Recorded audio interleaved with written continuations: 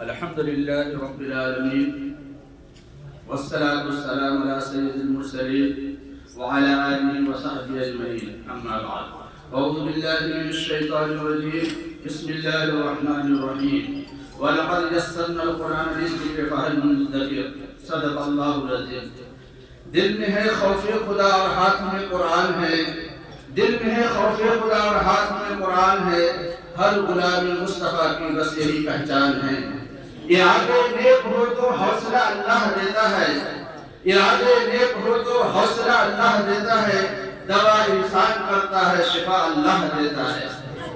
محترم اور معزز سامعین گرامی، معزز علماء کرام، عمائدین شہر،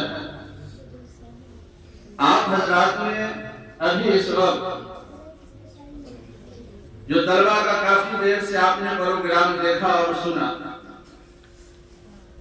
یہ پروگرام دیکھنے میں اور سننے میں تو آپ کو بہت آسان لگا، لیکن طلبہ عزیز نے کتنی محنتیں کی ہیں اور اساتذہ کرام نے اس کے اوپر کتنا محنت کیا ہے.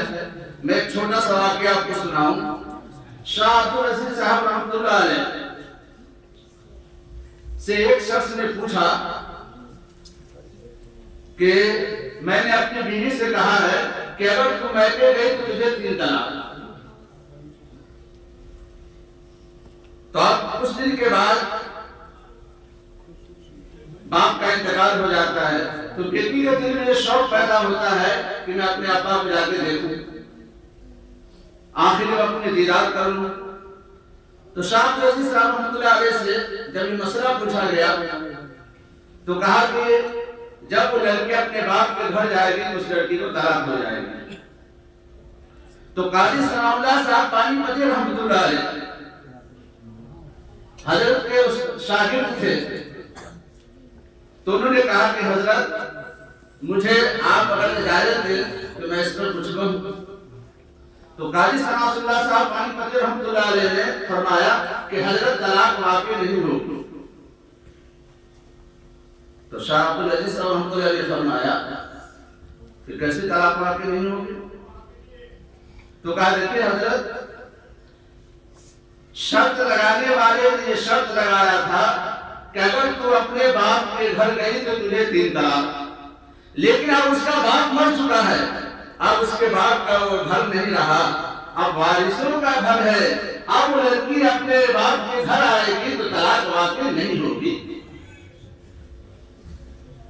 تو شاہ عبدالعزیز صاحب رحمۃ اللہ علیہ کو بہت خوشی ہوئی. میں اس واقعے سے آپ کو یہ بتانا چاہتا ہوں کہ یہ شاگردوں کے آپ نے جو کمالات دیکھے ہیں، اس پر اساتذہ کرام نے کتنی محنتیں کی ہیں.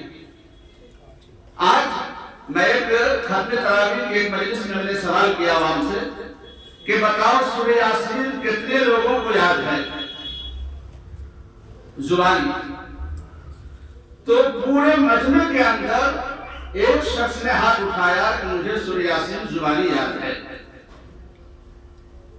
اتفاق سے وہ بھی میرا شاگرد نکلا، وہ بھی میرا شاگرد ہی نکلا. تو پھر میں نے پوچھا کہ بتاؤ کہ تمام عوام الناس میں سے کتنے لوگ سورہ یاسین کی روزانہ تلاوت کرتے ہیں پابندی سے؟ تو بڑے مجمع کے اندر 2 شخص نے ہاتھ اٹھایا. تو میرے بھائیوں دوستوں میں آپ کو یہ بتلانا چاہ رہا ہوں کہ قرآن کریم کوئی طلبہ عزیز نے جو اپنے سینے میں جگہ دیا ہے، اور اللہ تعالیٰ کا وعدہ ہے وَلَقَدْ يَسَّرْنَا الْقُرْآنَ لِلذِّكْرِ فَهَلْ مِن مُّدَّكِرٍ کہ ہم نے قرآن کریم کو آسان کیا ہے. جو بندہ اس کو یاد کرنا چاہے گا، جو اس کو پڑھنا چاہے گا، جو اس پر عمل کرنا چاہے گا، تو بندہ کہے اے پروردگار عالم میں اس کو یاد کرنا چاہتا ہوں، میں اس کو پڑھنا چاہتا ہوں، میں اس پر عمل کرنا چاہتا ہوں، تو اللہ تعالیٰ اس کے لیے اس کو آسان کر دیتے ہیں. یہ اللہ کا وعدہ ہے کہ جو اس کو پڑھنا چاہے گا، جو اس کو یاد کرنا چاہے گا.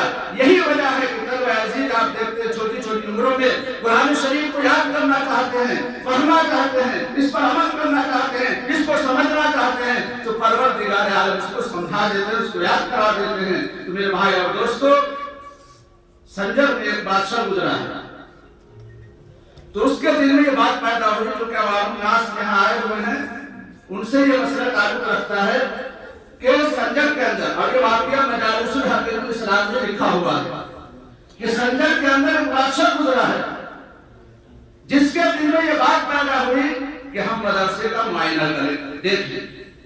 تو پہنچے تو دیکھا ایک طالب علم پڑھ رہا، اس سے پوچھا تم کیا بنو گے؟ تو کہا میں بارسٹر بنوں گا، کسی نے کہا جج بنوں گا، کسی نے کلکٹر بنوں گا. اور ایک طالب علم سے پوچھا کہ تم پڑھ جاتے ہو کیا بنو گے؟ تو میں کہا کہ میں نبی پاک صلی اللہ علیہ وسلم کا امتی ہوں اور اس کلام کو پڑھنے کے بعد میں لوگوں تک پہنچاؤں گا، اس پہ خود بھی عمل کروں گا، لوگوں کو بھی عمل کی دعوت دوں گا. وہ کون شاگرد تھے؟ امام غزالی رحمۃ اللہ علیہ. امام غزالی رحمۃ اللہ علیہ تھے. تو اس بادشاہ نے اسی وقت میں ارادہ کیا کہ میں نے یہ نیت کر رکھا تھا کہ آج یونیورسٹی کو ختم کر دوں گا، مدرسے کو ختم کر دوں گا، توڑ دوں گا، اس میں تو نام اس کا نام نشان بھی ڈالوں گا.